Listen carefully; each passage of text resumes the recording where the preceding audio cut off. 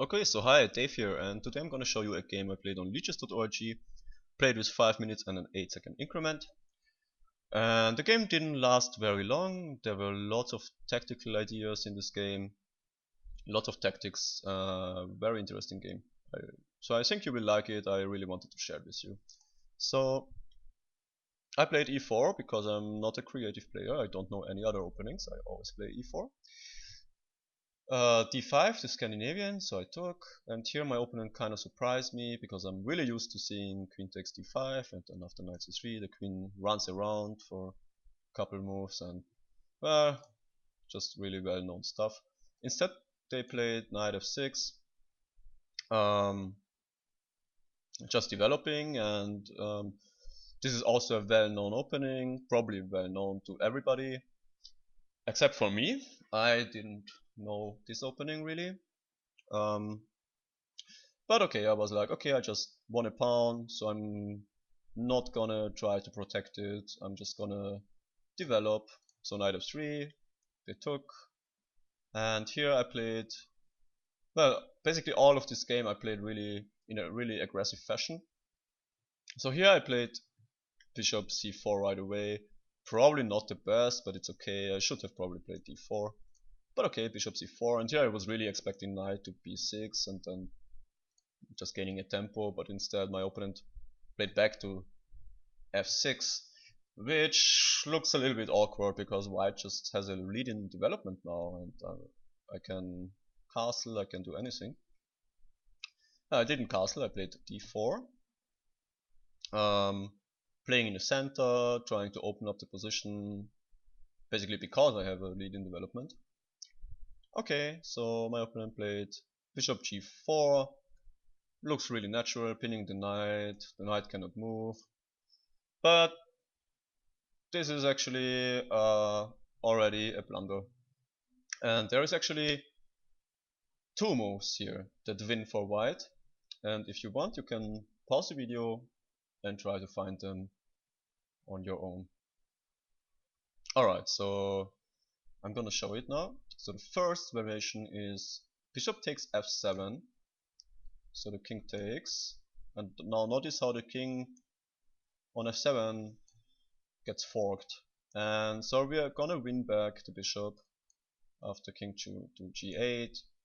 And well, this was a really important pawn. This rook is terrible. They lost the right to castle, so this is just really good for white. I didn't play this. I played another move, which I think I would say this is even more flashy, flashier than bishop takes f7. Yeah, I would say so. So notice how the knight cannot move because the queen is behind it, right? Well, that's probably what my opponent thought as well when they played bishop g4. But yeah, I played knight e5, sacrificing my queen. Well, if you take it, thank you very much. That's checkmate on move 7.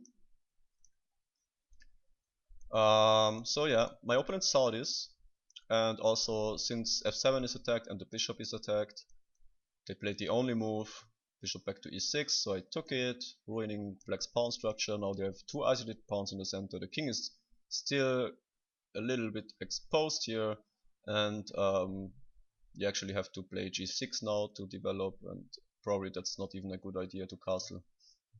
So okay, this is already really good for white. And here I could castle, I could play knight c3. Instead I played c3, which looks like it's just defending this pawn.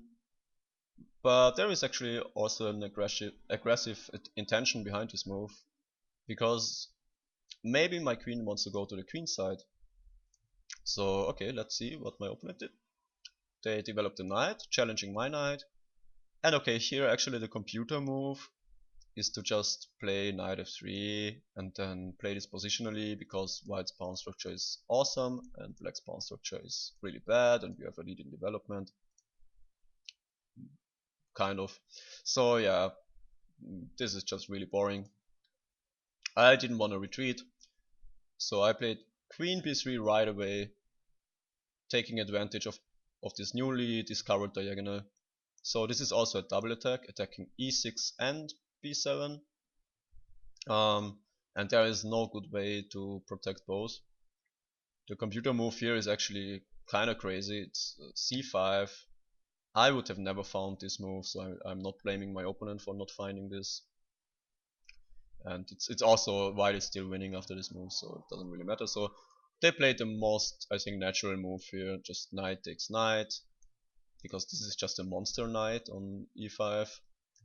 So they took it, I took back of course, and now I took back with a tempo, so the knight has to move, and since this pawn is hanging and the knight wants to be on a central square, they played knight d5, which is a good move.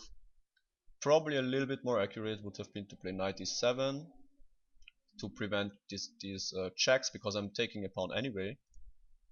And also this would be attacking this pawn. And also after knight d5, this knight on d5 kind of became an issue later. So let's see how I played, how the game went on. So I just took a pawn, not being afraid of any rook to b8 moves. I just take another pawn or I check him.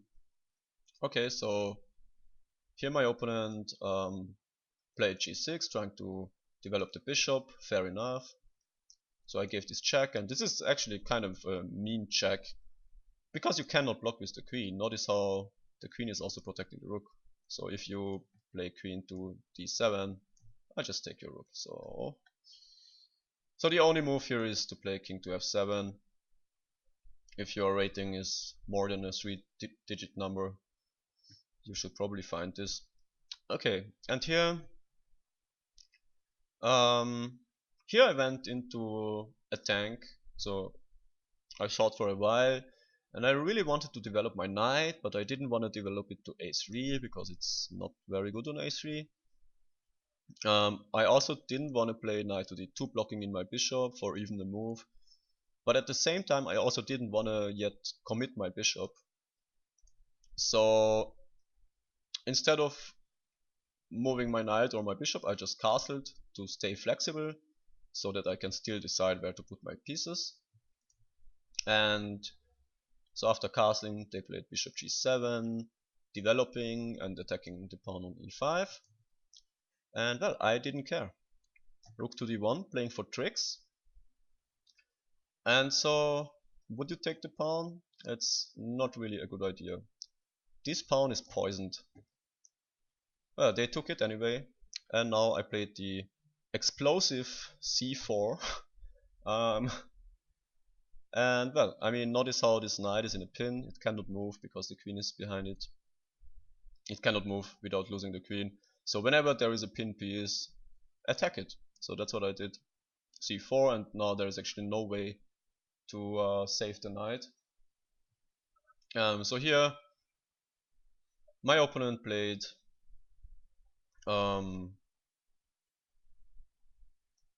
rook b8. Also, if you try to play for tricks here as black, knight b4, counter-attacking my queen, trying to save both, and okay, actually there's a mate threat here, because I have some back rank issues. Well, obviously, if we take the queen, they take our queen, so okay, but this doesn't actually work, because we have this in-between move, queen f3 check, so they have to move the king first, or block it, and then we are gonna take the queen. So this doesn't work. So they played rook to b8, not a very good move, but at least it's developing, so it gives black some practical chances in case I mess up. Okay, so I took the knight, and here my opponent probably should get the queen off of this file, because there is still some issues with this rook on the d file.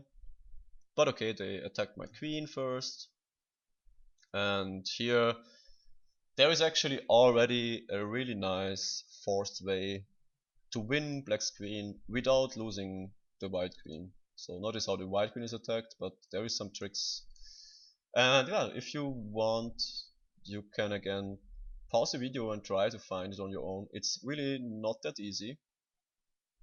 So okay, alright, I'm gonna show it now. So first move should be fairly obvious. pawn takes e6 check, and now the king has to move.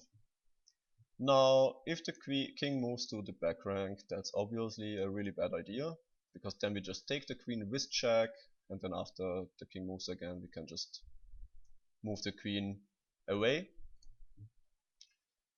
If the king moves to f6, then again this queen f3 check idea, so that doesn't work. But okay, king to g7, that's a little bit more tricky. But there is still a forced way to win the queen without losing the white queen. And the move here is the sexy bishop h6. Um, well, you have to take it, because otherwise you have the same issues. And after you take it, this was actually a deflection. Now the king is exactly where we want it to be. And now there is this newly freed up square on c1, where now we can finally move the queen with check. So now the king has to move, and now we take the queen. Okay, so this is just a variation I wanted to show you. I didn't play this. Instead I played the second best move, which is almost just as good as taking on e6.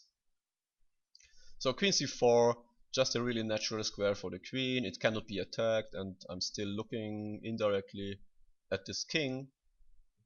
And okay, so here my opponent played a bad move, took on d5. That's really just not a good idea, not only because of tactical reasons, but also whenever, I mean, it's basically white that is attacking the black king here, so you really don't want to open up the position. And if that's not enough, well, this also fails for tactical reasons, because after rook takes d5, again a really aggressive move, not taking with the queen and going for the queen trade, that's kind of boring. Instead, taking with the rook, double attacking the queen and the bishop, and also threatening discovered checks. So it's almost impossible to save all of your pieces as black.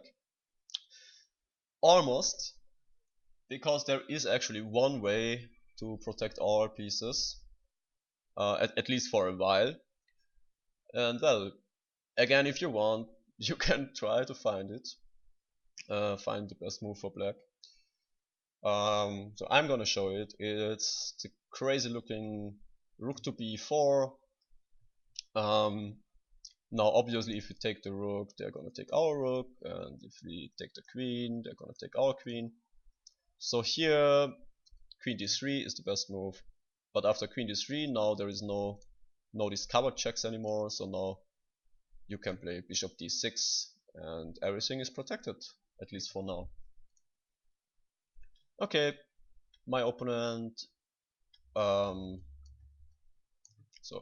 my opponent didn't find this move. I have to admit, I don't think I would have found it either. Probably because I would have thrown in the towel long ago anyway, so I wouldn't have reached a position like this. I would have probably already resigned.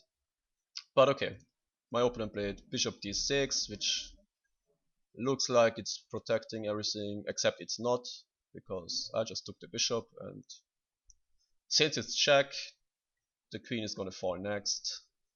And here my opponent, as Ben Feingold would put it, played the best move. They resigned. So yeah, I hope you enjoyed, and I thought this was a really interesting game. So maybe you got something out of it, and see you next time. Bye.